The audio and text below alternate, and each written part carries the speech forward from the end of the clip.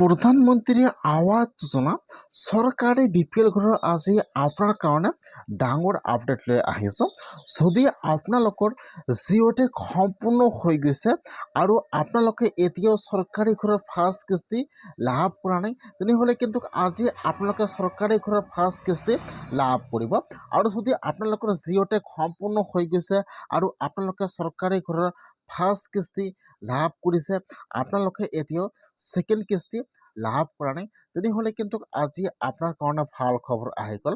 আজি কিন্তু যিসকলৰ জিঅ'টেক সম্পূৰ্ণ হৈ গৈছে বা যিসকলে চৰকাৰী ঘৰৰ ফাৰ্ষ্ট কিস্তি লাভ কৰা নাই, আজি সেইসকলে চৰকাৰী ঘৰৰ ফাৰ্ষ্ট কিস্তি লাভ কৰিব। আৰু যিসকলে চৰকাৰী ঘৰৰ ফাৰ্ষ্ট কিস্তি লাভ কৰিছে এতিয়ালৈকে ছেকেণ্ড কিস্তি লাভ কৰা নাই, আজি কিন্তু সেইসকলে ছেকেণ্ড কিস্তি লাভ কৰিব। আজি কিন্তু সকলোৰে একাউণ্টত চৰকাৰী ঘৰৰ পইচা সোমাই যাব। এতিয়া কিন্তু আজি এটা চৰকাৰী ঘৰৰ নতুন লিষ্ট মুকলি হৈ গৈছে। যদি আপোনালোকৰ জিঅ'টেক সম্পূৰ্ণ হৈ গৈছে, আপোনালোকে এতিয়া চৰকাৰী ঘৰৰ পইচা লাভ কৰা নাই, তেনেহ'লে আপোনালোকে আজি চৰকাৰী ঘৰৰ নতুন জিঅ'টেকৰ লিষ্টটো চেক কৰক যে আপোনালোকৰ লিষ্টত নামটো আহিছে নে অহা নাই। কেনেকুৱাকৈ আপোনালোকে চৰকাৰী ঘৰৰ লিষ্টটো চেক কৰিব আৰু আপোনালোকৰ একাউণ্টত চৰকাৰী ঘৰৰ পইচা সোমাইছে নে সোমোৱা নাই, কেনেকুৱাকৈ আপোনালোকে চেক কৰিব, সম্পূৰ্ণ প্ৰচেছ দেখুৱাই দি আছোঁ, চাই লওক। এতিয়া আপোনালোকে ফাৰ্ষ্ট এইটো অপশ্যনত আহি যাব। মই কিন্তু আপোনাৰ সুবিধাৰ কাৰণে অপশ্যনৰ লিংকটো মই ডিছক্ৰিপশ্যনত দি দিছোঁ। আপোনালোকে ডাইৰেক্ট ক্লিক কৰি ফাৰ্ষ্ট এইটো অপশ্যনত আহি যাব। অহাৰ পিছত আপোনালোকে ফাৰ্ষ্ট ইয়াত আপোনাৰ ব্ৰাউজাৰটো ডেস্কটপ ছাইড কৰি ল'ব। ইয়াত চাব 2 নম্বৰত দি আছে আৱাজ শ্বপ। এতিয়া আপোনালোকে ফাৰ্ষ্ট আৱাজ শ্বপৰ ওপৰত এবাৰ ক্লিক কৰিব। এতিয়া আপোনাৰ ওচৰত এইটো পেজ অ'পেন হৈ যাব এনেকুৱাকৈ। এতিয়া আপোনালোকে ৰিপৰ্টৰ ওপৰত এবাৰ ক্লিক কৰিব। এতিয়া কিন্তু আপোনালোকৰ ওচৰত আৰু এটা নতুন পেজ ইয়াত অ'পেন হৈ যাব এনেকুৱাকৈ। এতিয়া আপোনালোকে একেবাৰে তলত আহি যাব। ইয়াত চাব, ইয়াত যিটো এছ নম্বৰত অপশ্যন দিয়া থাকিব ছ'চিয়েল অডিট ৰিপৰ্ট, ইয়াত যিটো এছৰ 1 নম্বৰ অপশ্যন দিয়া আছে বেনিফিচিয়াৰী ডিটেইলছ ফৰ ভেৰিফিকেশ্যন। এতিয়া আপোনালোকে এছৰ 1 নম্বৰ অপশ্যনৰ ওপৰত ক্লিক কৰিব। এতিয়া কিন্তু আপোনালোকৰ ওচৰত আৰু এটা নতুন পেজ ইয়াত অ'পেন হৈ যাব এনেকুৱাকৈ। এতিয়া আপোনালোকে ফাৰ্ষ্ট ইয়াত চাব 1 নম্বৰত দিয়া আছে অল ষ্টেট। এতিয়া আপোনালোকে ফাৰ্ষ্ট সেইটো অপশ্যনৰ ওপৰত এবাৰ ক্লিক কৰিব। অল ষ্টেট ইয়াত আহি যাব আপোনালোকৰ ষ্টেট নাম। আপোনালোকে ফাৰ্ষ্ট ইয়াত ষ্টেট নাম আছাম ছিলেক্ট কৰি লৈ ল'ব। তাৰপিছত ছিলেক্টত ক্লিক কৰিব। ইয়াত আহি যাব আপোনালোকৰ ডিষ্ট্ৰিক্টৰ নাম। এতিয়া আপোনালোকে ইয়াত চাই ল'ব যে ইয়াত আপোনালোকৰ ডিষ্ট্ৰিক্টৰ নাম কোনটো হয়। আপোনালোকে ইয়াত চাইলে ইয়াত আপোনালোকৰ ডিষ্ট্ৰিক্টৰ নামটো ছিলেক্ট কৰি লৈ ল'ব। ফাৰ্ষ্ট ষ্টেট নাম, তাৰপিছত ডিষ্ট্ৰিক্টৰ নাম, তাৰপিছত আপোনালোকে ছিলেক্টত ক্লিক কৰিব। ইয়াত আহি যাব আপোনালোকৰ ব্লকৰ নাম। এতিয়া কিন্তু আপোনাৰ ডিষ্ট্ৰিক্টৰ ইয়াত সকলো ব্লকৰ নাম আহি যাব এনেকুৱাকৈ। এতিয়া আপোনালোকে ইয়াত চাই ল'ব যে ইয়াত আপোনালোকৰ ব্লকৰ নাম কোনটো হয়। আপোনালোকে ইয়াত চাইলে ইয়াত আপোনালোকৰ ব্লকৰ নামটো ছিলেক্ট কৰি লৈ ল'ব। ফাৰ্ষ্ট ষ্টেট নাম, তাৰপিছত ডিষ্ট্ৰিক্টৰ নাম, তাৰপিছত ব্লকৰ নাম, তাৰপিছত ছিলেক্টত ক্লিক কৰিব। ইয়াত আহি যাব আপোনালোকৰ পঞ্চায়তৰ নাম। এতিয়া আপোনালোকে ইয়াত চাইলে ইয়াত যিটো আপোনালোকৰ পঞ্চায়ত নেমৰ ছিলেক্ট কৰি লৈ ল'ব। তাৰপিছত ছিলেক্টত ক্লিক কৰিব।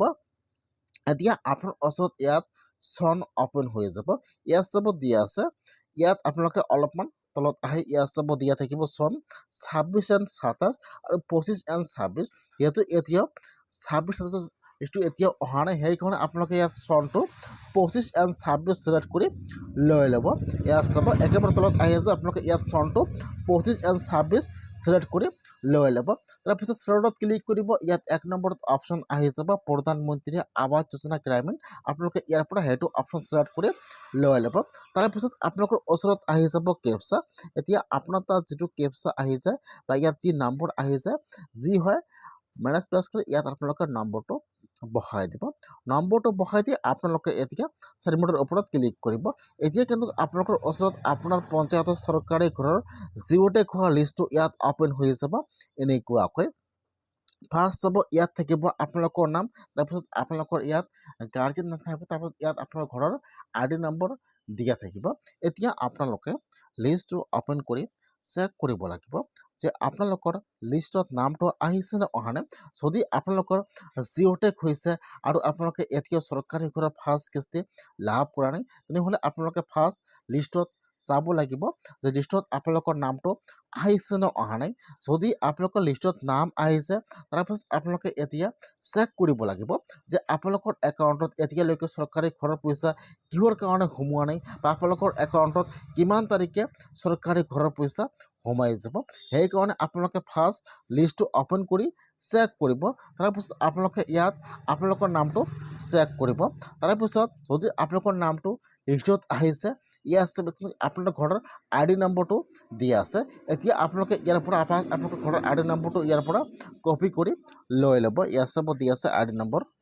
আপোনালোকে নম্বৰটো কপি কৰি লোৱাৰ পিছত এতিয়া আপোনালোকে আৰু এবাৰ হোম পেজত আহি যাব। অহাৰ পিছত আপোনালোকে ইয়াত চাব 4 নম্বৰত ইয়াত এটা অপশ্যন দিয়া আছে। 4 নম্বৰ ইয়াত অপশ্যন দিয়া আছে ষ্টেক হোল্ডাৰ্ছ। এতিয়া আপোনালোকে ফাৰ্ষ্ট ইয়াৰ পৰা 4 নম্বৰ অপশ্যনটোৰ ওপৰত এবাৰ ক্লিক কৰিব ষ্টেক হোল্ডাৰ্ছ। এতিয়া কিন্তু আপোনালোকৰ ওচৰত আৰু এটা ইয়াত ছাৰ্ভিচ অ'পেন হৈ যাব এনেকুৱাকৈ। ইয়াত চাব 1 নম্বৰত অপশ্যন দিয়া থাকিব IAY PMAYG বেনিফিচিয়াৰী। এতিয়া আপোনালোকে ইয়াৰ পৰা সেইটো অপশ্যনৰ ওপৰত ক্লিক কৰিব। 4 নম্বৰত ক্লিক কৰিব। তাৰপিছত আপোনালোকে এতিয়া 1 নম্বৰ অপশ্যনটোৰ ওপৰত ক্লিক কৰিব। এতিয়া কিন্তু আপোনালোকৰ ওচৰত এইটো পেজ অ'পেন হৈ যাব এনেকুৱাকৈ। এতিয়া আপোনালোকে ইয়াত যিটো আপোনালোকৰ ঘৰৰ ৰেজিষ্ট্ৰেশ্যন ID নম্বৰ অথবা যিটো ইয়াত আপোনাৰ ঘৰৰ ID নম্বৰটো আছে এতিয়া আপোনালোকে ফাৰ্ষ্ট ইয়াত আপোনাৰ ঘৰৰ ID নম্বৰটো সেইটো ঘৰত বহাই দিব। ইয়াত চাব ইয়াত আপোনালোকে সেইটো নম্বৰ ইয়াত বহাই দিব বা যিটো নম্বৰ আপোনালোকে তাৰ পৰা কপি কৰিছে আপোনালোকে ইয়াত নম্বৰটো পেষ্ট কৰি বা ইয়াত নম্বৰটো আপোনালোকে বহাই দিব। তাৰ ফলত এইফালে চাব দিয়া আছে কেপচা। এতিয়া আপোনালোকৰ তাত যিটো কেপচা আহিছে এতিয়া আপোনালোকে ইয়াত কেপচা নম্বৰটো ইয়াত বহাই দিব। নম্বৰটো বহাই দি আপোনালোকে এতিয়া চাৰিমুঠৰ ওপৰত ক্লিক কৰিব। এতিয়া কিন্তু ফাৰ্ষ্ট ইয়াত আপোনালোকৰ ডিটেইলছ সম্পূৰ্ণ আহি যাব এনেকুৱাকৈ। পেজটো অলপমান লোডিং ল'ব, আপোনালোকে অলপমান ৱেইট কৰিব। এতিয়া আপোনালোকৰ ফাৰ্ষ্ট ইয়াত ডিটেইলছ আহি যাব এনেকুৱাকৈ। ইয়াত আপোনালোকৰ নাম আপোনাৰ এড্ৰেছ ইয়াত সম্পূৰ্ণ আহি যাব এনেকুৱাকৈ। এতিয়া আপোনালোকে অলপমান তলত আহি যাব। আপোনালোকে ফাৰ্ষ্ট চেক কৰিব যে এইটো আপোনালোকৰ হয় নে নহয়। তাৰপিছত এতিয়া আপোনালোকে অলপমান তলত আহি যাব। অহাৰ পিছত ইয়াত চাব ইয়াত দি আছে অৰ্ডাৰ্ছ ডিটেইলছ এণ্ড FTO ডিটেইলছ। এতিয়া আপোনালোকে এই দুটা বস্তু চাব লাগিব।